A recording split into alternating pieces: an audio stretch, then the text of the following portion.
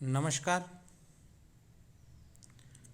DElEd first semester online class में मैं आप सभी का एक बार पुनः स्वागत करता हूं।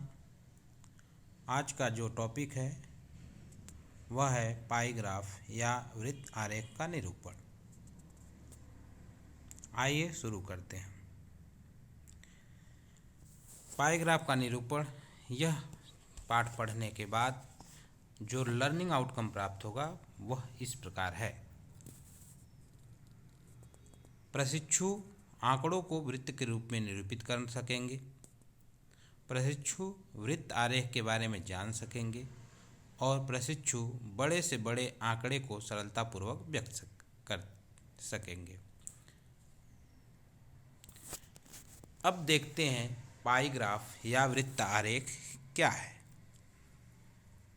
जैसा कि हम सभी लोग जानते हैं, वृत्त आरेख या पाई ग्राफ के निरूपण में सांख्यिकी आंकड़ों को वृत्त द्वारा निरूपित किया जाता है, जिसमें आंकड़ों को त्रिज्या खंडों के रूप में निरूपित करते हैं।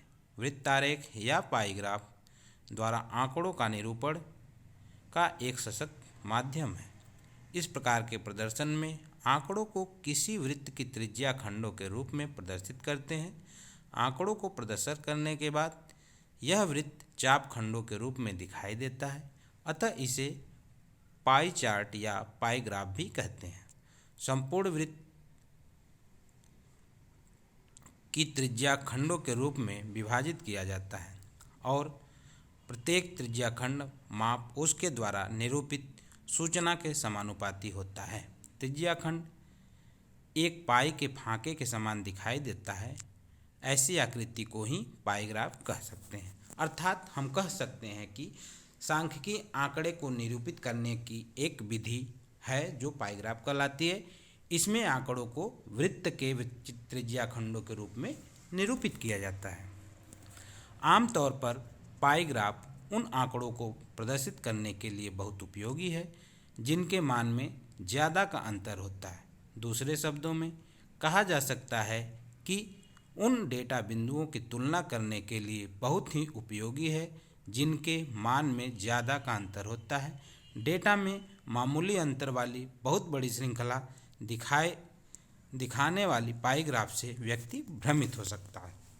इसे हम कह सकते हैं कि पाई ग्राफ का प्रयोग उन आंकड़ों को प्रदर्शित करने के लिए किया जाता है जिन आंकड़ों के मध्य अंतर बहुत ज़्यादा हो, क्योंकि अगर आंकड़ों के मध्य अंतर कम होगा तो इसको जब हम वृत्त के त्रिज्या खंडों के रूप में प्रदर्शित करते हैं तो त्रिज्या खंडों में अंतर समझ में नहीं आएगा या वे सभी त्रिज्या खंड समान ही दिखाई देंगे, तो उन्हें पाई ग्राफ के रूप में निरूपित करने से कोई फ़ायदा नहीं मिलेगा। अतः हम लोग पाई ग्राफ का प्रयोग वहाँ करते हैं या वृत्त आरेख का वहाँ प्रयोग करते हैं जहाँ आंकड़ों में बहुत अधिक अंतर होता है। अब इसे हम लोग एक उदाहरण द्वारा देखते हैं। जैसा कि यह उदाहरण दिया गया है, नीचे दी गई सारणी में फ्रिज के विभिन्न ब्रांडों की क्रय करने वाले ग्राहकों की संख्या दिखाई गई है। फ्रिज के ब्रांड हैं A, B, C, D, E और उस ब्रांड को खरीदने वाले ग्राहकों की संख्या है क्रमशः 40, 20, 15 और 10। अर्थात ब्रांड A को खरीदने वाले ग्राहकों की संख्या 40 है, B को 20 है, C को 15 है, D को 15 है और E को 10 है।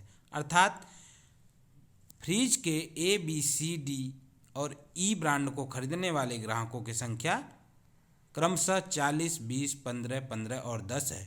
अतः उक्त सारणी में ग्राहकों की संख्या को हम लोग जोड़ लेंगे तो ये टोटल संख्या 100 आएगी और इसे हम वृत्त आरेख के रूप में प्रदर्शित करने के लिए निम्न प्रक्रिया को अपनाते हैं। जैसा कि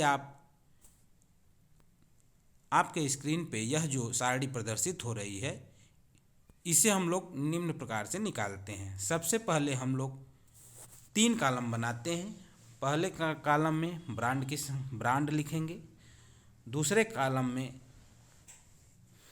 संख्या लिखेंगे जो कि उसके क्रेताओं की संख्या होगी, खरीदारों की संख्या होगी। और तीसरे भाग में हम लोग वृत्तखंड के कोण लिखेंगे, जिसको हम लोग प्रतिशत के रूप में निकाल के उसमें 360 का गुणा करके प्राप्त करते हैं। तो देखिए, ए ब्रांड के ग्राहकों की संख्या 40 है। कुल ग्राहकों की संख्या अगर हम 40, 20, 15, 15, 10 को जोड़ेंगे तो वो 100 हो जाएगा। तो ए ब्रांड को वृत्त पर प्रदर्शित करने के लिए जो कोण वृत्त पर बनाना पड़ेगा वह बनेगा 40/100 × 360 बराबर 144 डिग्री। अब एक चीज़ जो ध्यान देना है, यह जो 100 आया है, 100 के जगह अगर ग्राहकों की संख्या अलग अलग होगी तो इसका मान भी बदल सकता है। 100 की जगह 50 हो सकता है, 60 हो सकता है, 70 हो सकता है। ऐसा जरूरी नहीं है कि यह संख्या 100 ही हो, पर शर्त के अनुसार हम लोग वृत्तखंड पे जो कोण आंतरित करेंगे वह ब्रांड की संख्या बटे कुल ग्राहकों की संख्या गुणित 360। इस सूत्र से हम लोग केंद्र पर आंतरित होने वाले कोण निकाल लेंगे। इसी प्रकार से बी ब्रांड को खरीदने वाले ग्राहकों की संख्या होगी 20/100 × 360 बराबर 72 डिग्री। सी ब्रांड को खरीदने वालों ग्राहकों की संख्या 15/100 × 360 बराबर 54 डिग्री। डी ब्रांड को खरीदने वाले ग्राहकों की संख्या पर आंतरिक की वृत्त खंड पर आंतरिक कोण बराबर 15/100 × 360 बराबर 54 डिग्री। और ई ब्रांड को खरीदने वाले ग्राहकों की संख्या जो कि वृत्तखंड पर कोण आंतरित करेगा वह हो जाएगा 10/100 × 360 बराबर 36 डिग्री। यह 100 हम लोग ग्राहकों की संख्या को जोड़कर निकालते हैं। अब ये हम लोग को वृत्तखंड पर कोण जो बनेगा वो हम लोग प्राप्त कर लेते हैं। अब इसके बाद हम रचना कैसे करेंगे, जो उक्त वृत्तखंड पर कोण बना है उसको कैसे बनाएंगे। तो हम लोग क्या करेंगे, अब अपनी सुविधानुसार कोई त्रिज्या लेकर एक वृत्त खींचिए। यानी हम जो वृत्त खींचेंगे वह अपनी इच्छानुसार किसी भी त्रिज्या का वृत्तखंड खींच लेंगे। ऐसा नहीं है कि उसमें भी कोई कंडीशन हो, बस ये रहना चाहिए कि ऐसा वृत्त खींचना है जिससे कि हम उसी पृष्ठ पर उसका रचना भी लिख सकें। अब इसके पश्चात पुनः वृत्त खींचने के बाद वृत्त में कोई त्रिज्या खींचकर वृत्त के आंतरिक क्षेत्र में 144 डिग्री का केंद्रीय कोण पर त्रिज्या खंड खींचेंगे। तो जैसा कि ऊपर आप चित्र देख रहे हैं, चित्र में ये जो त्रिज्या खंड बन रहा है, सबसे पहले हम लोग एक त्रिज्या खींचेंगे। मान लीजिए ओ ई है और ओ बिंदु पर 144 डिग्री का कोण बनाते हुए ओ ए रेखा खींचेंगे। तो यह जो क्षेत्र होगा, क्षेत्र ए जिसे हम लोग कह रहे हैं, वह 144 डिग्री का कोण बनाएगा और इस संपूर्ण वृत्त में यह ए ब्रांड के खरीदने वाले ग्राहकों की संख्या को प्रदर्शित करेगा। ऐसे ही अब ओ ए से पुनः एक कोण बनाएंगे उसी वृत्त के केंद्र पर, जो कि 72 अंश का होगा। अब उसको ओ बी एक साथ मिला लेंगे और यह बी क्षेत्र हमें बी ब्रांड के खरीदने वाले ग्राहकों की संख्या को दिखाएगा। इसी प्रकार से सी 54 डिग्री, डी 54 डिग्री और ई 36 डिग्री का कोण बनाते हुए त्रिज्या खंड खींच लेंगे। त्रिज्या खंड पर खरीदे गए ब्रांडों का नाम लिख लेंगे। अब इस चित्र को और अधिक आकर्षक दिखाने के लिए हम लोग उक्त चित्र को विभिन्न रंगों से रंग लेंगे। तो इस प्रकार से यह जो हम लोग रचना किए, यह पाईग्राफ या वृत्तारेख को दर्शाता है।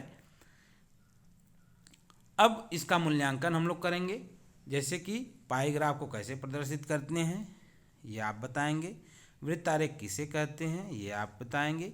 एक उदाहरण देकर इसे हम लोग निरूपित कर सकते हैं। तो इस प्रकार से यह पाईग्राफ का जो अपना टॉपिक था वो यहीं पे समाप्त होता है। हम लोग अगले क्लास में एक नए टॉपिक के साथ पुनः मिलते हैं। तब तक के लिए बहुत बहुत धन्यवाद। नमस्कार।